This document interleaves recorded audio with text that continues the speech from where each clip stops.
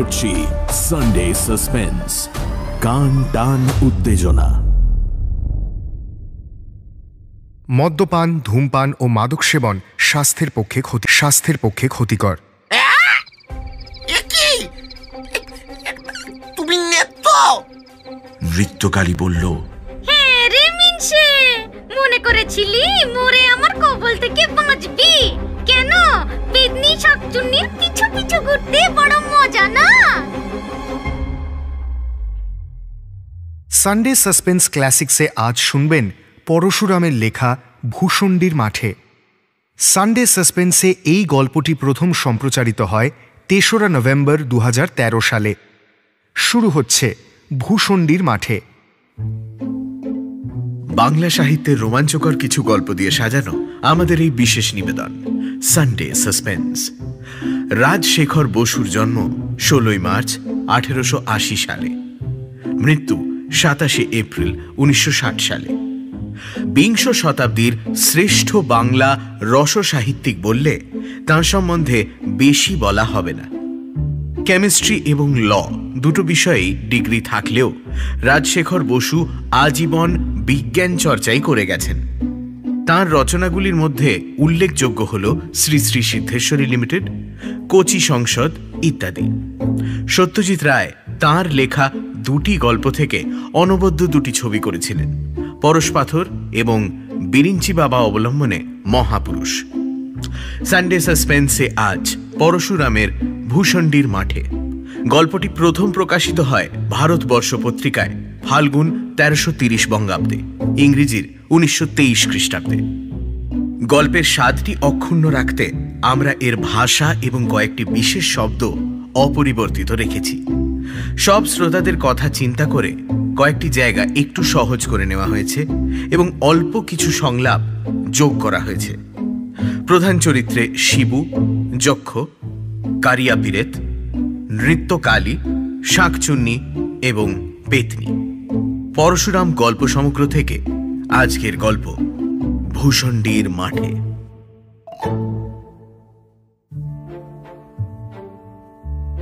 শিবু ভট্টাচার্যের নিবাস পেনেটি গ্রামে।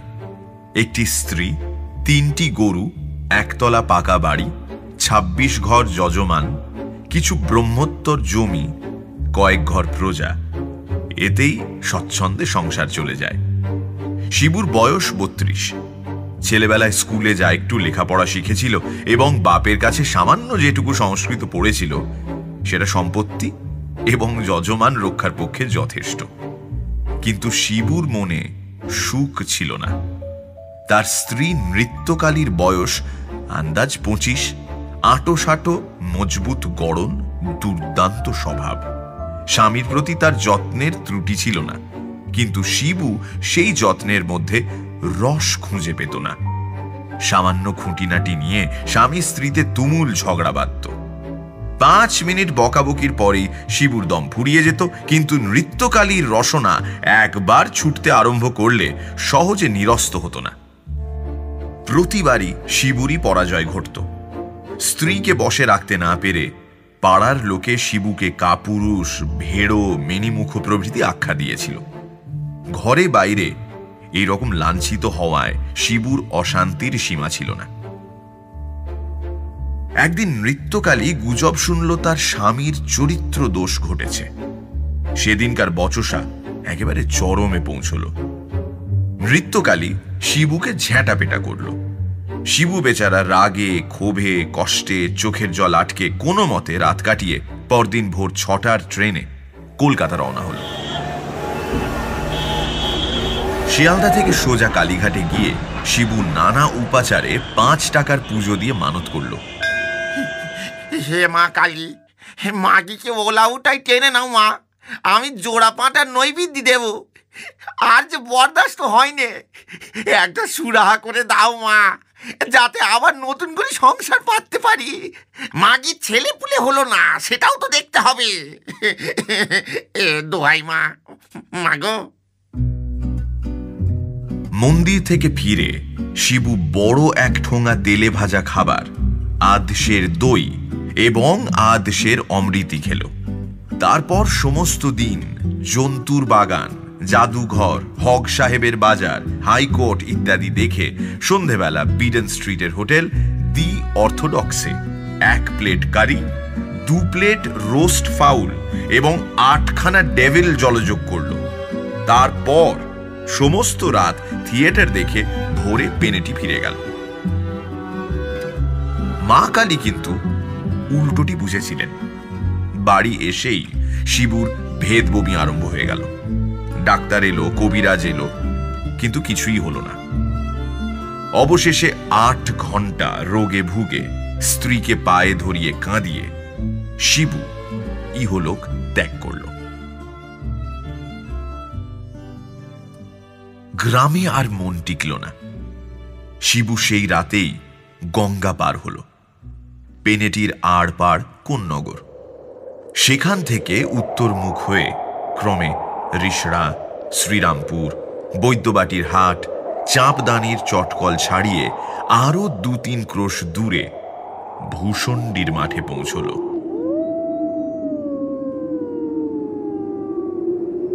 মাঠটি বহু দূর বিস্তৃত, জনমানব শূন্য। এককালে এখানে ইট খোলা ছিল, সেই জন্য সমতল নয়, কোথাও গর্ত, কোথাও মাটির ঢিপি, মাঝে মাঝে আঁশ শেওড়া, ঘেঁটু, বুনো ওল, বাবলা প্রভৃতির ঝোপ। শিবুর বড়ই পছন্দ হলো। একটা বহুকালের পরিত্যক্ত ইটের পাঁজার এক পাশে একটা লম্বা তাল গাছ সোজা উঠে গেছে, আর একদিকে একটা ন্যাড়া বেল গাছ 3 ভাগ হয়ে দাঁড়িয়ে আছে। শিবু সেই বেল গাছে ব্রহ্মদৈত্য হয়ে বাস করতে লাগলো। যারা স্পিরিচুয়ালিজম বা প্রেত তত্ত্বের খবর রাখেন না, তাদের ব্যাপারটা সংক্ষেপে বুঝিয়ে দিচ্ছি। মানুষ মরলে ভূত হয়, এটা সকলেই শুনেছেন, কিন্তু এই থিওরির সঙ্গে স্বর্গ, নরক, পুনর্জন্ম খাপ খায় কিভাবে? প্রকৃত তথ্য হলো এই: নাস্তিকদের আত্মা নেই, তারা মরলে অক্সিজেন, হাইড্রোজেন, নাইট্রোজেন প্রভৃতি গ্যাসে পরিণত হন। সাহেবদের মধ্যে যারা আস্তিক, তাদের আত্মা আছে বটে, কিন্তু পুনর্জন্ম নেই। তারা মৃত্যুর পর ভূত হয়ে প্রথমত একটি বড় ওয়েটিং রুমে জমায়েত হন। সেখানে কল্পবাসের পর তাদের শেষ বিচার হয়। রায় বের হলে কিছু ভূত অনন্ত স্বর্গে এবং বাকি সকলে অনন্ত নরকে আশ্রয় লাভ করেন। সাহেবরা জীবদ্দশায় যে স্বাধীনতা ভোগ করেন, ভূতাবস্থায় সেটা অনেকটা কমে যায়। বিলিতি প্রেতাত্মা বিনা পাসে ওয়েটিং রুম ছাড়তে পারে না। যারা সিয়ন্স বা প্ল্যানচেট দেখেছেন তারা জানেন বিলিতি ভূত নামানো কি রকম কঠিন কাজ। হিন্দুর জন্য আলাদা ব্যবস্থা, কারণ আমরা পুনর্জন্ম, স্বর্গ, নরক, কর্মফল, তয়া, ঋষিকেশ, নির্বাণ, মুক্তি সবই মানি। হিন্দু মরলে প্রথমে ভূত হয় এবং যেখানে সেখানে স্বাধীনভাবে বাস করতে পারে। দরকার পড়লে ইহলোকের সঙ্গে কারবারও করতে পারে। এটা কিন্তু মস্ত বড় সুবিধে। কিন্তু এই অবস্থা বেশি দিন স্থায়ী নয়। কেউ কেউ 2-4 দিন পরেই পুনর্জন্ম লাভ করে, কেউ বা 10-20 বছর পর, কেউ বা 2-3 শতাব্দী পরে। ভূতদের মাঝে মাঝে চেঞ্জের জন্য স্বর্গে ও নরকে পাঠানো হয়। এটা তাদের স্বাস্থ্যের পক্ষে ভালো, কারণ স্বর্গে খুব ফুর্তিতে থাকা যায় এবং নরকে গেলে পাপ ক্ষয় হয়, সূক্ষ্ম শরীর বেশ হালকা ঝরঝরে হয়। তাছাড়া সেখানে অনেক ভালো ভালো লোকের সঙ্গে দেখা হবারও সুবিধে আছে।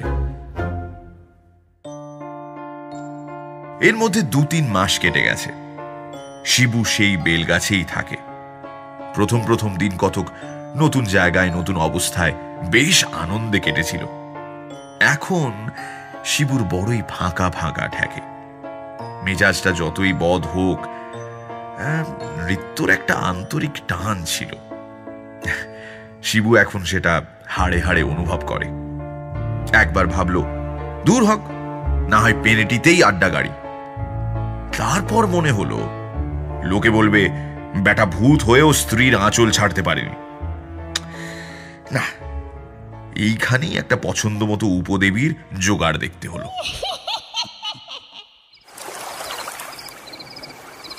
ফাল্গুন মাসের শেষ বেলা, গঙ্গার বাঁকের ওপর দিয়ে দক্ষিণা হাওয়া ঝিরঝির করে বইছে। সূর্যদেব জলে হাবুডুবু খেয়ে এই মাত্র তলিয়ে গেলেন। ঘেঁটু ফুলের গন্ধে ভূষণ্ডির মাঠ ভরে গেছে।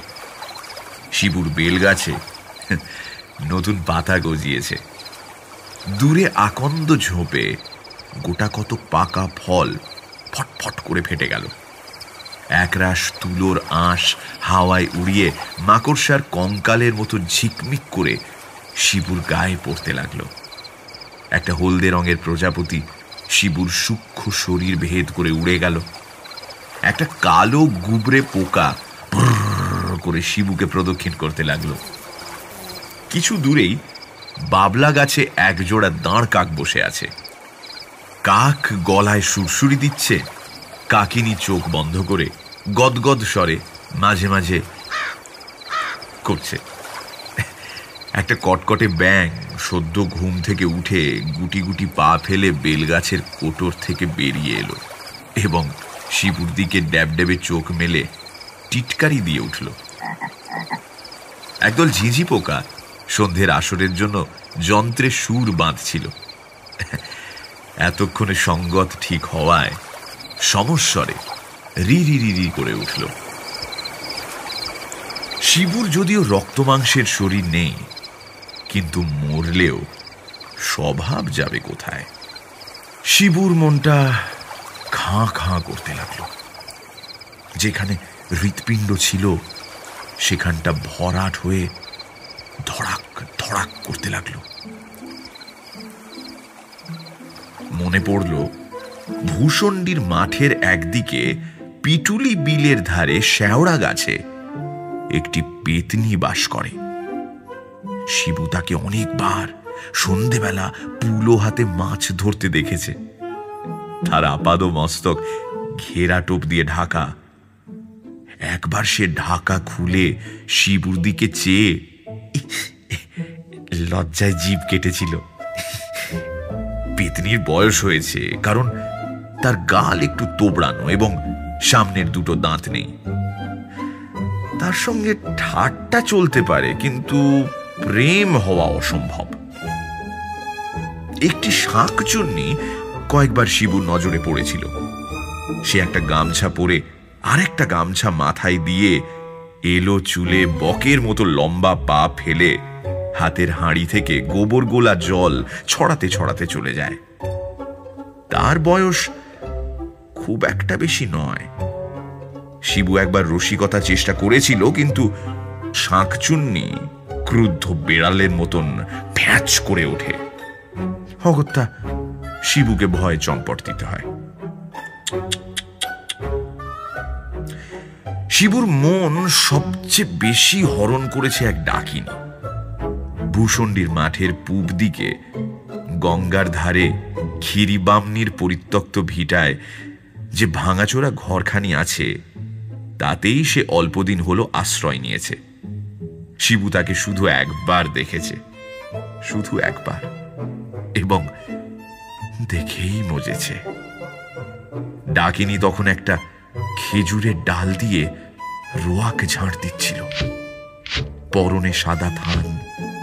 শিবুকে দেখে নিমেষের মধ্যে ঘুমটা সরিয়ে ফিক করে হেসেই সে হাওয়ার সঙ্গে মিলিয়ে যায়।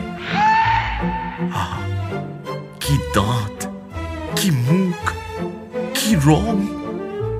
নৃত্যকালী রং ছিল পান্তুয়ার মতো, কিন্তু ডাকিনীর রং যেন পান্তুয়ার শ্বাস। শিবু একটি সুদীর্ঘ নিঃশ্বাস ছেড়ে গান ধরল। আহা শ্রী রাধিকে চন্দ্রা বলি, কারে রেখে কারে ফেলি।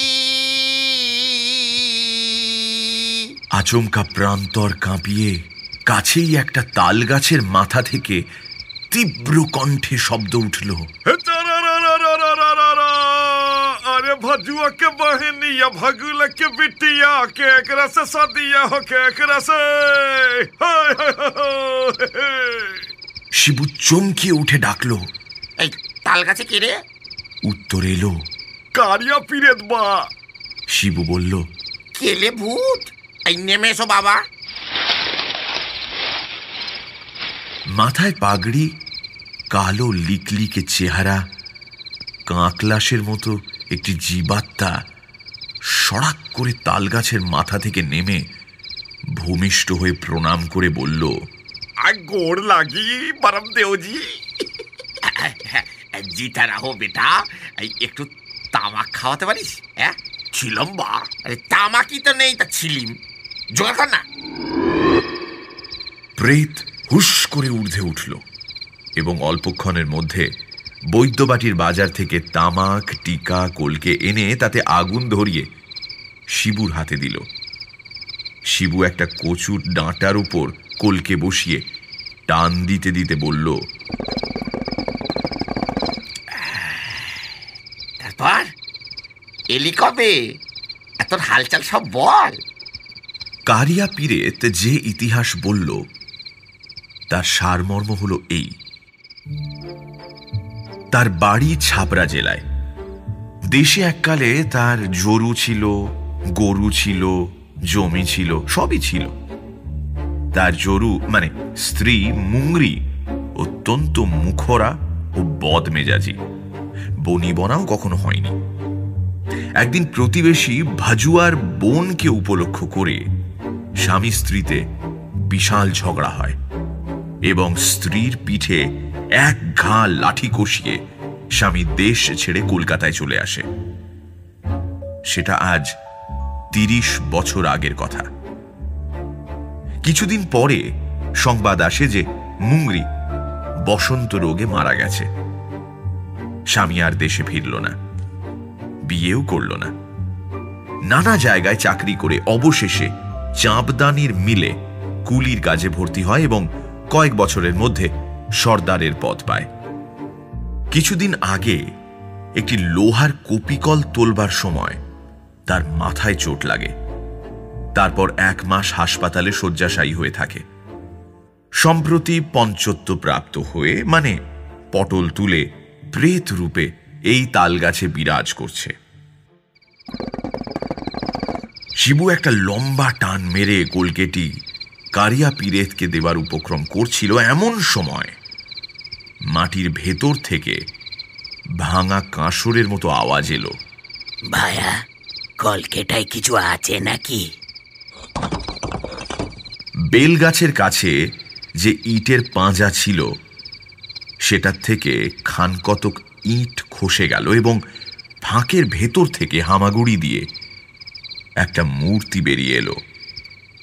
মোটা সোটা দেহ, থেলো হুঁকোর খোলের ওপর একজোড়া পাকা গোঁফ গজালে যেরকম হয় সেই রকম মুখ, মাথায় টাক, গলায় রুদ্রাক্ষের মালা, গায়ে ঘুঁটি দেওয়া মেরজাই, পরনে ধুতি আর পায়ে তালতলার চটি। আগন্তুক শিবুর হাত থেকে কলকেটি নিয়ে বললেন, ব্রাহ্মণ দণ্ডবত হই, কিছু সম্পত্তি ছিল এইখানেই পোঁতা আছে, তাই জকি হয় আগলাচ্ছি। বেশি কিছু নয়, ২-৫০০। তবে বন্ধকি তমসুক দাদা, ইস্টাম্বর কাগজে লেখা, নগদ সিক্কা একটিও পাবে না। খবরদার ওদিকে নজর দিও না, হাতে হাত করি পড়বে। শিবুর মেঘদূত একটু আধটু জানা ছিল। সসম্ভ্রমে জিজ্ঞাসা করল, যক্ষমশাই, বলছি আপনি কি কালিদাসের ভাইরা ভাই? হ্যাঁ, কালিদাস আমার মাস্তুতো শালিকে বিয়ে করে। ছোকরা হিজলিতে নিমকির গোমস্তা ছিল, অনেক দিন মারা গেছে। তুমি তার নাম জানলে কিসে? হ্যাঁ, আপনার এখানে কতদিন আগমন হয়েছে? আমার আগমন আমি বলে গিয়ে ৩.৫-২০ বছর এইখানে আছি। কত এলো দেখলুম, কত গেল তাও দেখলুম। আরে তুমি তো সেদিন এলে, কাঠ পিঁপড়ে তাড়িয়ে 3 বার হোঁচট খেয়ে গাছে উঠলে, সব দেখেছি আমি। তোমার গানের শখ আছে দেখছি। বেশ বেশ, কালো হাতি শিখতে যদি চাও তো আমার সাগরে দাও দাদা। এখন আওয়াজটা যদিও একটু খোনা হয়ে গেছে, তবু মরা হাতি লাখ টাকা। মশাইয়ের ভূতপূর্ব পরিচয়টা জিজ্ঞাসা করতে পারি কি? বিলক্ষণ। আমার নাম নদের চাঁদ মল্লিক, পদবী বসু, জাতি কায়স্থ, নিবাস রিসড়ে। আপাতত নিবাস এই পাঁজরের মধ্যে। সাবেক পেশা দারোগাগিরি, এলাকা রিসড়ে ইস্তক ভদ্রেশ্বর। জর্জটি সাহেবের নাম শুনেছ? হুগলির কালেক্টর। ভারী ভালোবাসত আমায়। মুল্লুকের শাসনটা তামাম আমার হাতেই ছেড়ে দিয়েছিল। নাদু মল্লিকের দাপটে লোক ত্রাহি ত্রাহি ডাক ছাড়তো। মশাইয়ের পরিবার কি? যক্ষ দীর্ঘ নিঃশ্বাস ফেলে বললেন, হ্যাঁ, সব সুখ কি কপালে হয় রে দাদা? ঘর সংসার সবই তো ছিল, কিন্তু গিন্নিটি ছিলেন খান্ডার। বলবো কি মশাই, আমি হলুম গিয়ে নাদু মল্লিক, কোম্পানির ফৌজদারি নিজামত আদালত, যার মুঠোর মধ্যে আমারই পিঠে দিলে কিনা এক গাছ চেলা কাঠ কষিয়ে। তারপরেই পালালো বাপের বাড়ি। 340 ধারায় ফেলতুম, কিন্তু কেলেঙ্কারির ভয়ে গ্রেপ্তারি পরোয়ানা ছাড়লুম না। কিন্তু যাবে কোথা? গুরু আছেন, ধর্ম আছেন। 47 সনের মোড়কে মাগি কত হলো। সংসার ধর্মে আর মন বসলো না। জর্জটি সাহেব বিলেত গেলে আমিও পেনশন নিয়ে এক শখের যাত্রা খুললাম। তারপর পরমায়ু ফুরলে এই হেতায় আড্ডা গেড়েছি। ছেলে পুলে হয়নি, তাতে দুঃখ নেই দাদা।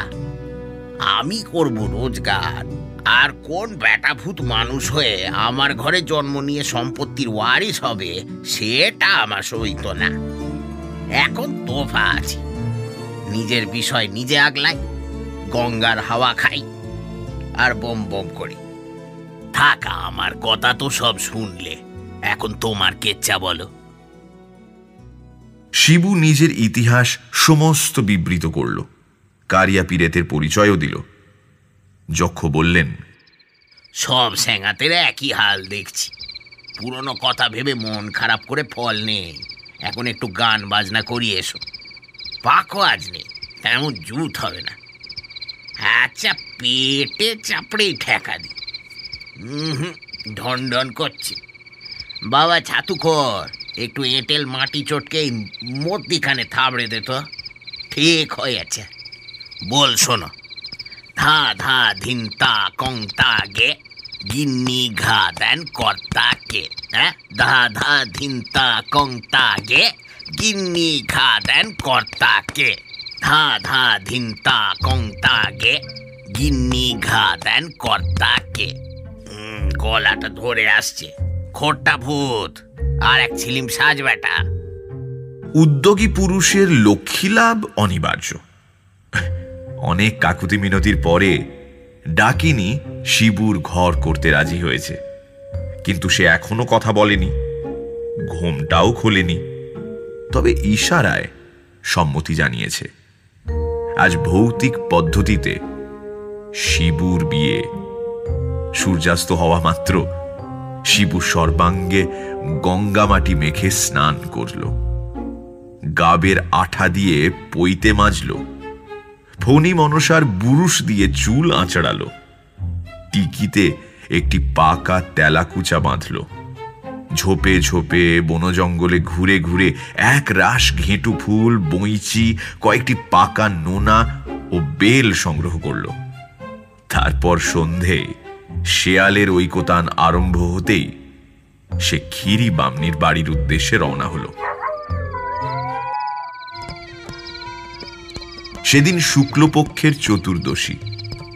ঘরের দাওয়ায় কচু পাতার আসনে ডাকিনীর সামনে বসে শিবু মন্ত্রপাঠ শুরু করার আগে উৎসুক মনে বলে উঠল, এইবার ঘোমটাটা খুলতে হচ্ছে। ডাকিনী ঘোমটা সরালো। শিবু চমকে উঠে ভয়ে বলল, কি তুমি নেত্য? নৃত্যকালী বলল, হ্যাঁ রে মিনসে, মনে করেছিলি মোরে আমার কবল থেকে বাঁচবি। কেন, পেতনি শাকচুন্নির পিছু পিছু ঘুরতে বড় মজা না? এলে কি করে? উলাওটাই নাকি? উলাওটা 70-এর হোক কেন, ঘরে কি কেরোসিন ছিল না? তাই চেহারাটা ফর্সাপানা দেখাচ্ছে। পোর খেলে সোনার জলুস বাড়ে, তো ধাতটাও একটু নরম হয়েছে নাকি? শুভ কাজে বাধা পড়ল। বাইরে ওটা কিসের গোলযোগ? এই, এখানে কি হচ্ছে রে? কার বুকের এত বড় পাটা যে আবার বিয়ে করে? বিয়ে? আবার বিয়ে? যেন একপাল শকুনি ঝুটুপুটি কাড়াকাড়ি ছিঁড়াছিঁড়ি করছে। আমার স্বামী? কে বললে? তোর স্বামী? আর একবার বলে দেখ দেখি, মুখে ঝামা ঘষে দেব। হঠাৎ উল্কার মতো ছুটে এসে পেতনি ও শাকচুন্নি উঠোনের বেড়ার আগর ঠেলে ভীষণ চেঁচামেচি আরম্ভ করে দিল। আমার স্বামী তোকে কেন দেব না? আমার বুড়ি, ও যে তোর নাতির বয়সী। আহা, কি আমার কোনে বউগা, দূর মেছো পেতনি, আমি যে 2 জন্ম আগেকার বউ। দূর গোবরচুন্নি, আমি যে 3 জন্ম আগেকার বউ। মর চেঁচিয়ে ওদিকে ডাইনি মাগি মিনচাকে নিয়ে উধাও। তখন পেতনি পিড়বিড় করে মন্ত্র পড়ে, বন্ধ হ, বন্ধ হ, আপু যত বিদায় হ, সারে গামা বাধানি, পেতনির কথা ফেলোনি। আগর বন্ধ করে বলল, আর দাঁড়া, আগে তোর ঘর মোটকাবো, তারপর ডাইনি বেটিকেও খাবো। কামড়া কামড়ি চুলোচুলি আরম্ভ হয়ে গেল। ছেড়ে দে বলছি, ছেড়ে দে বলছি। হাবড়ামকি হিংসুটি, তোর চোখ গেলে দেব। কি বললি তুই? একা নৃত্যকালীতেই রক্ষা নেই, তার উপর আগের 2 জন্মের আরো 2 পত্নী হাজির। শিবু হাতে পইতে জড়িয়ে ইষ্টমন্ত্র জপ করতে লাগলো। ওদিকে নৃত্যকালী রাগে ফুলতে লাগলো। আমার স্বামীকে নিয়ে করবি? লজ্জা করে না? শয়তান নিয়ে ছেলে। এমন সময় নেপথ্যে যক্ষের গলা শোনা গেল। ধনী শুনছ কি বা আনমনে, ভাবছো বুঝি শ্যামের বাঁশি ডাকছে তোমায় বাঁশবনে? ওটা যে খ্যাকশিয়ালি, দিও না কুলে কালি। রাত বিরেতে শ্যাল কুকুরে ছুচো প্যাচার ডাক শুনে, ডাক শুনে, ডাক শুনে। যক্ষ বেড়ার কাছে এসে বললেন, ভায়া, এখানে হচ্ছে কি? এত গোল কিসের? কারিয়া পীরে থাকলো। বরম পিচাস, আরে দরওয়াজা তো খোল। শিবুর সাড়া নেই। প্রচন্ড ধাক্কা পড়ল, কিন্তু মন্ত্রবদ্ধ আগর খুলল না, বেড়াও ভাঙল না।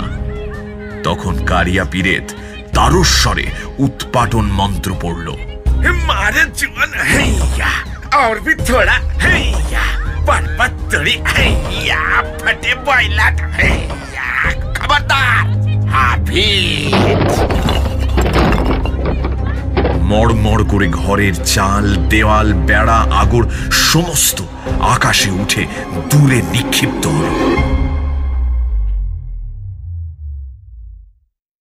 ডাকিনী অর্থাৎ নৃত্যকালীকে দেখে যক্ষ বললেন, এ কি গিন্নি এখানে? বেম্বদত্তিটার সঙ্গে চেয়ে চেয়ে চেয়ে চেয়ে চেয়ে চেয়ে লজ্জার মাথা খেয়েছ? ডাকিনী ঘোমটা টেনে কাঠ হয়ে বসে রইল। কারিয়া পীরেত বলল, আরে মুঙ্গরি, তোহার শরম নাহি বা? তারপর যে ব্যাপার আরম্ভ হল তা মনে করলেও বুকের রক্ত শুকিয়ে যায়। শিবুর 3 জন্মের 3 পত্নী এবং নৃত্যকালীর 3 জন্মের 3 স্বামী, এদের ডবল উৎপাতে ভূষণ্ডির মাঠে একসঙ্গে জলস্তম্ভ, দাবানল ও ভূমিকম্প শুরু হয়ে গেল। চুল ছেড়ে গাছে ঝুলিয়ে দেবো রে, আমার স্বামীকে নিয়ে টানাটানি করবে। ভূত, প্রেত, দৈত্য, পিশাচ, তাল, বেতাল প্রভৃতি দেশি উপদেবতা যে যেখানে ছিল তামাশা দেখতে চলে এলো। রাম রাম রাম। কে এই উৎকট দাম্পত্য সমস্যার সমাধান করবে? আমার কম্য নয়। ভূত জাতি অতি নাছোড় বান্দা, ন্যায্য গণ্ডা ছাড়বে না। পুরুষের পুরুষত্ব, নারীর নারীত্ব, ভূতের ভূতত্ব, পেতনির পেতনিত্ব এসব তারা বিলক্ষণ বোঝে। অতএব হাত জোর করে অনুরোধ করছি, নেহাতি যদি এদের উপকার করতে চান, যদি চান ভূতেদের এই সংসারটা ছাড়খাড় না হয়ে যায়, তবে চাঁদা তুলে গয়ায় পিণ্ডি দেবার চেষ্টা করুন, যাতে বেচারারা এরপর শান্তিতে থাকতে পারে।